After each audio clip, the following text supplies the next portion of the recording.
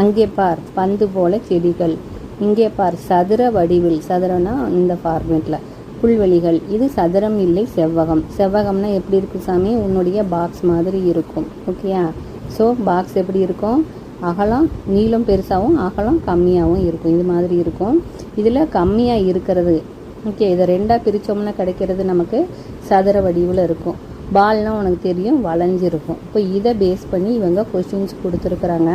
தட்டையான முகங்களை கொண்ட பொருள் எது? இது எல்லாமே வளைஞ்சு வளைஞ்சு இருக்குது, இது 3. அப்போது இந்த செங்கக்கல் தான் எப்படி இருக்குது? தட்டையாக இருக்குது. அதை நம்ம டிக் பண்ணிடணும். அடுத்தது வளைவான முகத்தை கொண்ட பொருள் எது?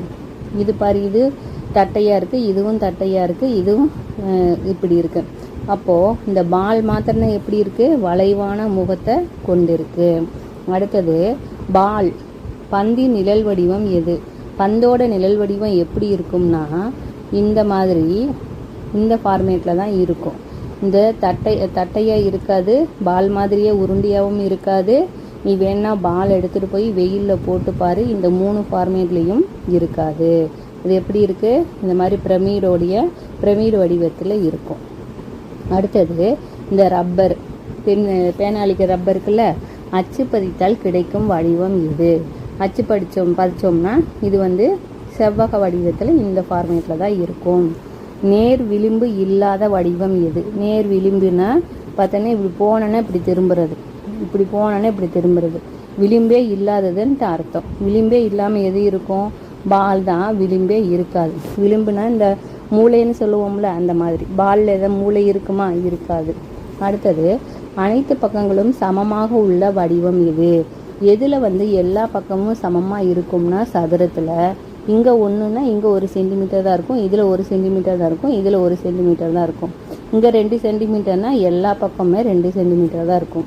இங்கே 3னா எல்லா பக்கமும் 3ஆக தான் இருக்கும். அதைத்தான் நம்ம என்ன சொல்கிறோம்? சதுரம்னு சொல்கிறோம். அப்போது எதோட 4 பக்கமும் சமம்னு சொன்னால் சதுரத்தில். நம்ம சதுரத்தை டிக் பண்ணிடணும். அடுத்தது அளவைகள் கொடுத்துருக்காங்கடாம்மா. அளவைகளில் அளந்து பார்த்தால் தெரிந்துவிடும். இது போனதா செவ்வகம்னு சொன்னாங்களா, இப்போ அளந்து பார்க்குறாங்க. இந்த சைடு இருக்கிறத அகலம்னு சொல்கிறோம், இந்த சைடு இருக்கிறத நீளம்னு சொல்கிறோம். நீளம் 20 அடிகள். இந்த பக்கத்தின் நீளம், இந்த பக்கம் 20 அடி இருக்குதாமா, இந்த பக்கம் 25 அடி இருக்குதாமா. அதனால் இவங்க என்ன சொல்கிறாங்க? இது ஒரு செவ்வகம்னு முடிவுக்கு வந்துடுறாங்க. நீளத்தை அளவிட உதவும் பொருத்தமான அளவை டிக் செய்க அப்படிங்கிறாங்க. நீளத்தை எதுலெல்லாம் நம்மளால் அளக்க முடியும் அப்படின்னு பார்க்க போகிறோம். இப்போ மல்லிகைப்பூ இருக்குதுன்னு சொன்னால் மல்லிகைப்பூவை நம்ம என்ன பண்ண போகிறோம்? முளம் தான் போட முடியும். கையில் முளம் போட்டு அம்மா வாங்குவாங்க. இல்லைன்னா நீ ஒருக்கா போய் வாங்கி பாருங்கள். அடுத்தது டென்னிஸ் கோர்ட் இருக்குது. டென்னிஸ் கோர்ட்டை நம்மளால் கையால் அளந்துட்டு இருந்தோம்னா டைம் டேக்கிங், ரொம்ப நேரம் ஆகும், அதை அளக்க முடியாது. கால அளவை தான் இங்கே உபயோகப்படுத்துவோம். அடுத்தது நோட்டு புக்கு இருக்குது. நோட்டு புக்கு கால அளவை உபயோகப்படுத்த மாட்டோம், கையளவு தான் உபயோகப்படுத்துவோம். கையை உபயோகப்படுத்தி என்ன பண்ணுவோம்? அந்த நோட்டோட அளவை அளந்து பார்க்க முடியும். அடுத்தது பொருத்தமான குறியீடுகளை, இது கீழே மேலே அப்படின்னு அம்புக்குறி போட சொல்கிறாங்க. இதில் பார்த்தோன்னு சொன்னால் வெயிட்டு ஜாஸ்தியாக இருக்கிறது ஒன்று இருக்குது, வெயிட்டு கம்மியாக இருக்கிறது ஒன்று இருக்குது. 2 ஒரே எடைனா சமமாக நிற்கும். இப்போது வெயிட்டு ஜாஸ்தியாக இருக்குதுன்னா அது என்னாகும்? கீழே உக்காந்துரும். வெயிட்டு கம்மியாக இருக்கிறது மேலே போயிடும். ஓகேயா? அடுத்தது இங்கே ஒரு முட்டைக்கோஸ் கொடுத்துருக்காங்க, ஒரே ஒரு கத்திரிக்காய் கொடுத்துருக்குறாங்க. இதில் பார்த்தீங்கன்னா முட்டைக்கோஸ் வெயிட்டு ஜாஸ்தி. அப்போ என்னாகும்? முட்டைக்கோசு கீழ் நோக்கி இறங்கிரும் தராசில். அடுத்தது கத்திரிக்காய் தராசில் மேல் நோக்கி ஏறிடும். வெயிட்டு கம்மியாக இருக்கிறது இறங்கிடும் சாமி, அவ்வளோதான். வெயிட்டு ஜாஸ்தியாக இருக்கிறது இறங்கிடும். அதை நல்லா மனசில் வச்சுக்கிறணும். இன்னொன்று என்ன கொடுத்துருக்குறாங்க? ஒரு தண்ணி பழம் ஒன்று கொடுத்துருக்காங்க, இன்னொன்று ஆரஞ்சு கொடுத்துருக்காங்கடாம்மா. இது 2ல் எது வெயிட் ஜாஸ்தி? எஸ், தண்ணி பழம் தான் வெயிட் ஜாஸ்தி. இப்போ வெயிட் ஜாஸ்தியாக இருக்கிறது என்ன பண்ணும்? கீழே வருமா மேலே போகுமா? வெயிட்டு ஜாஸ்தியாக இருக்கிறது எப்போவுமே கீழே இறங்கிடும். வெயிட்டு கம்மியாக இருக்கிறது மேல் நோக்கி போயிடும். ஓகேயா? அடுத்தது இன்னொருக்கா சொல்லிட்டு பார்க்கலாம். இங்கே வெயிட்டு ஜாஸ்தினா எந்த அம்புக்குறி போடணும்? கீழ் நோக்கி.